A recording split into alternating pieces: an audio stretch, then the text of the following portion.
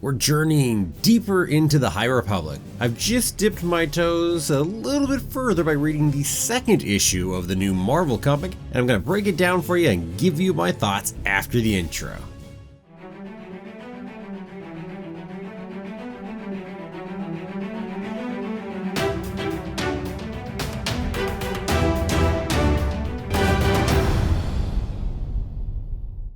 Well, hello there. My name's Jeremy and welcome back once more to Freeform Disney. This is going to be a really quick video. I just read the second issue of the new Marvel High Republic comic by Cavan Scott, so here goes. Spoilers ahead, potentially for those first two issues.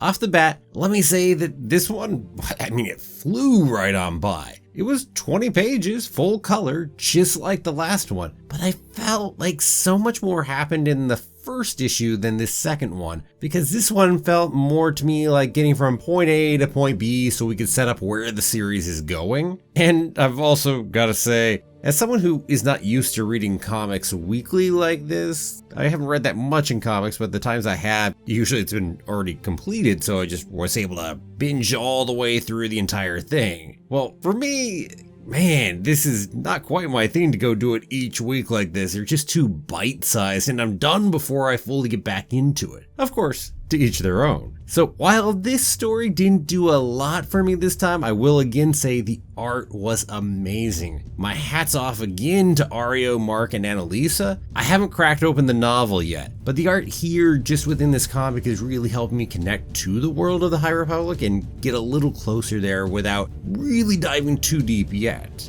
So hey, what did happen in this issue? First, that big cliffhanger ending from the first issue, well, it had no resolution. It's as if nothing ever happened, no reference to it at all. Heck, I had to double check that I hadn't missed something when I first started reading the issue. Even now, I still feel like I must have missed something. Is it just that it got addressed in a book instead, and so the comic got no resolution? Man, I'm so confused about that one.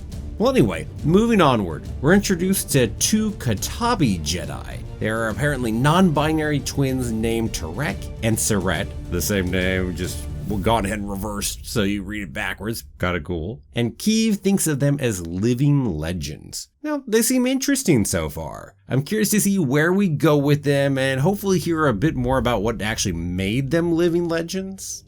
The bulk of this issue is Keeve, her Jedi Master, or old Jedi Master I suppose, Skier, and the twins responding to a distress call. Turns out that the other ship that they were going to go try to save and rescue respond to, well, that ship, all the people on board were massacred by our big enemy for the High Republic time period here, the Nihil. Not sure how to pronounce that, to be honest with you. Nihil. Nihil, maybe. Anyway, seems like they might be after a compound called Retixia, which is a special form of barley and is actually a key component of what is currently the new miracle drug, Bacta, that was being transported on that ship. And by the way, kind of cool. So some of the origins of Bacta here and when it actually started to get introduced to the galaxy. Nice touch. And so after a brief fight on board the ship with a Nihil who was still on board, during which Tarek was injured by that Nihil, Skier and Saret then head off to Sedri Minor to investigate, because that's where the ship came from.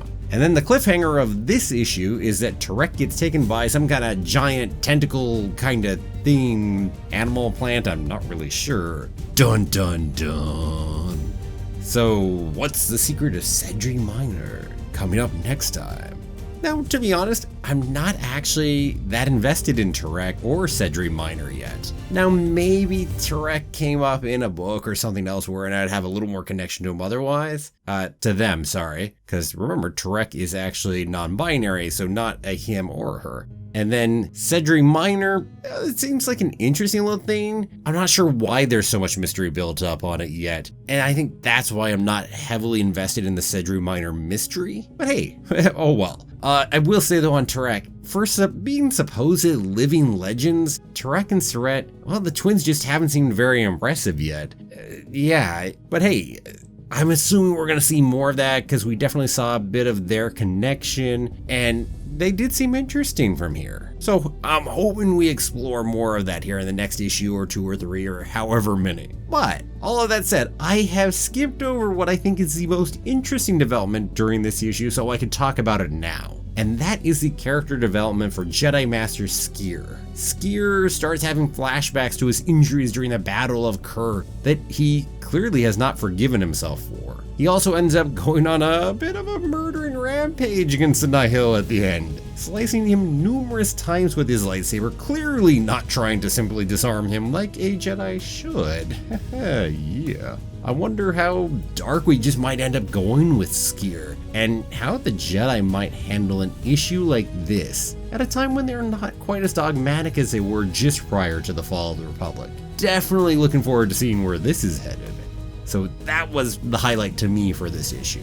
Now, some other quick things to know. It's interesting that the one Nihil couldn't be detected through the Force. As Sskeer thought it was odd, but had faced them before, I'm imagining this is not a standard thing, so maybe another bit of trauma affecting him? And then also we have the Hutts involved. We had one dead on the ship, and apparently they're illegally trading in the Republic because, well, they're supposed to be in their own neck of the woods. Always need a little black market operations going on, right?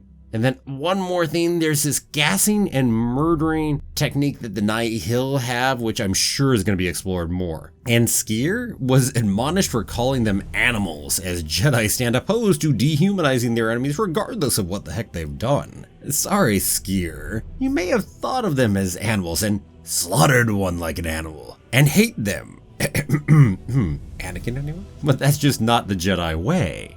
And, well, hey, there we have it. While this issue may have breezed on by, I'm definitely curious about the next one, although I'm gonna bet that it's gonna take another 2 or 3 to really get going. That's just where I'm feeling at the moment. But who knows? I could be really pleasantly surprised next month. And hey, with that, well, what about you? Which one did you prefer, this issue or the first one? And do you have a favorite new Jedi from the High Republic so far? Go ahead and let me know down below in the comments. And let me take a moment to thank all of my wonderful patrons. If you're interested in helping support the channel through Patreon, there's a link in the description, and oh man, I appreciate it regardless of how much you're able to do.